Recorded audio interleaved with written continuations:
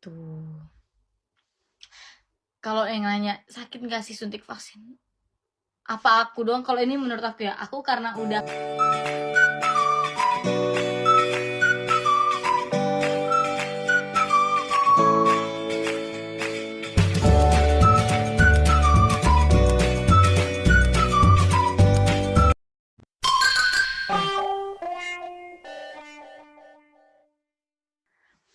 tapi setidaknya itu bisa membuat misalkan kita terpapar tapi tidak separah kalau kita tidak vaksin. Jadi mengurangi. Nih, contoh. Ada temen aku udah vaksin, sekali udah vaksin. Dia sebelum vaksin kena, tapi parah banget. Parah banget sebelum vaksin ya. Setelah vaksin, dia kena lagi. Tapi cuma kena, tidak ada yang kayak kalau kalau orang sekarang tuh bilangnya OTG. Nah, gitu. Jadi ya benar Mama Manda. Jadi tubuh kita tuh lebih siap kalau udah divaksin gitu. Jadi gak ada yang bilang vaksin itu kalau sudah selesai vaksin kita udah nggak bisa kena lagi. Kalau misalkan kayak gitu ya udah yang sudah vaksin nggak usah pakai masker lagi. Kalau memang udah nggak bakal bisa kena lagi. Jadi itu biar mengurangi resiko aja. Jadi misalkan kita terpapar, kita tidak terlalu parah. Kalau misalkan tidak terlalu parah, kayak kita kalau nggak divaksin. Kayak gitu. Kalau yang nanya, sakit nggak sih suntik vaksin? Apa aku doang? Kalau ini menurut aku ya, aku karena udah sering banget disuntik, suntik vitamin. Kalau aku di rumah sakit, itu bukan main kan? Nah, jadi kecuali nih kalian punya penyakit bawaan. Kayak di Google kan udah ada tuh yang tidak diwajibkan untuk vaksin ya, misalkan kayak penyakit nih, maaf nih, ada penyakit jantung atau ada rematik kayak gitu. Aku habis vaksin pertama tiba-tiba nggak hilang,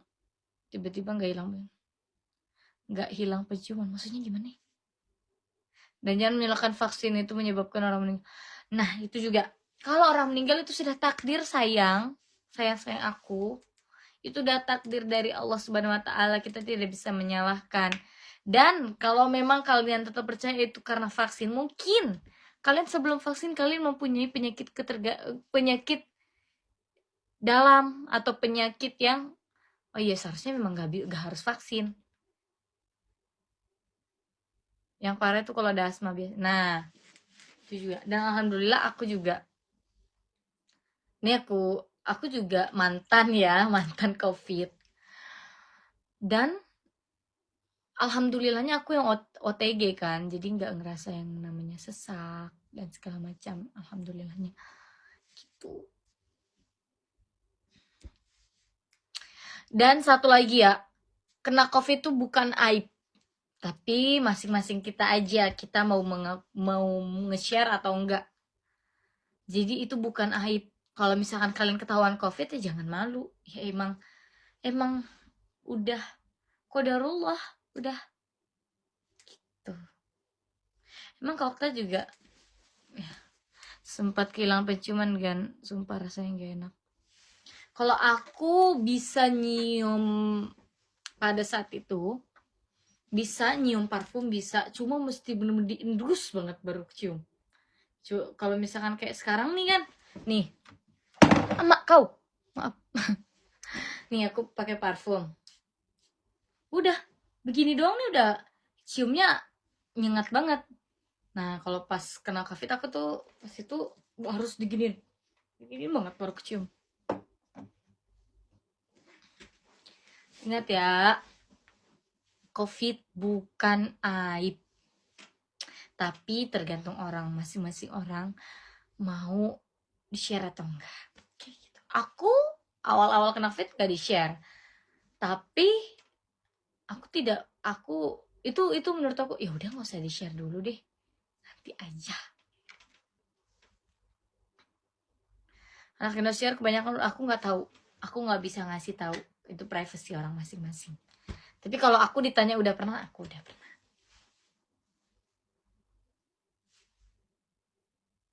Jadi buat kalian nih yang kayak masih, buat kalian nih sekali lagi aku tegasin, jangan takut vaksin kalau kalian tidak punya penyakit yang tidak mewajibkan kalian vaksin. Selain gak ada rasa indera penciuman. Oh iya, satu lagi. Kalau hilang penciuman dan gak ada rasa, gak bisa nyium dan gak ada rasa, belum tentu itu COVID. Bisa saja kamu cuma dianggap teman.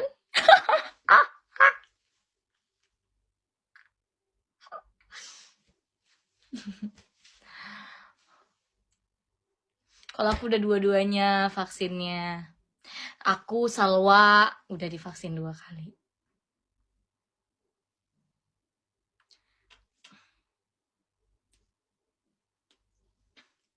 Intinya kalian jangan takut vaksin. Ayo guys, kalian mau bebas kan?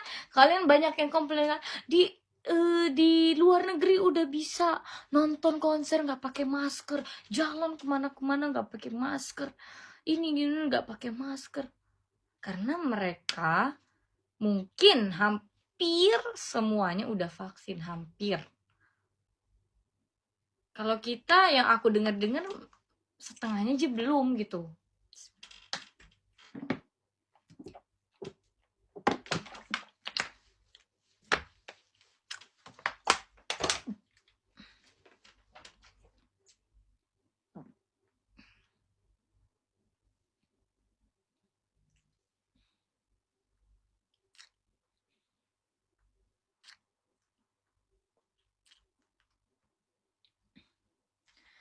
कहीं वो मैं तो नहीं सावन सी एक लड़की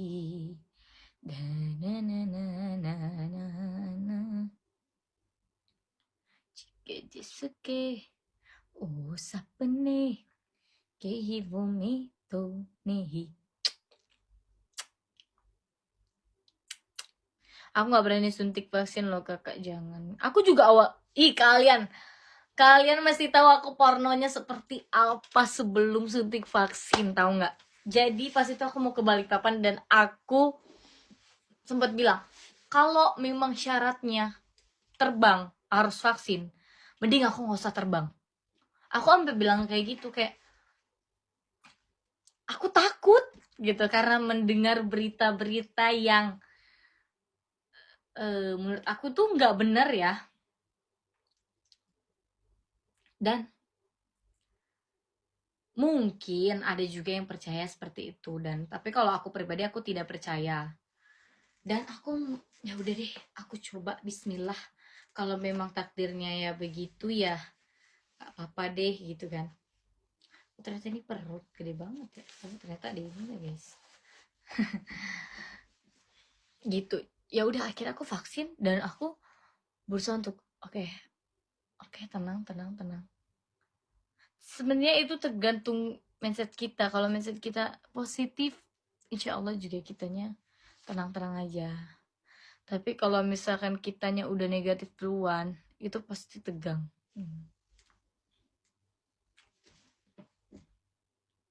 Efeknya juga tergantung kondisi. Nah, itu juga. Jangan vaksin kalau kalian lagi lemah, lagi lelah gitu. Kayak aku nih, kemarin 2 hari, aku kan baru vaksin kedua tuh baru 2 hari yang lalu.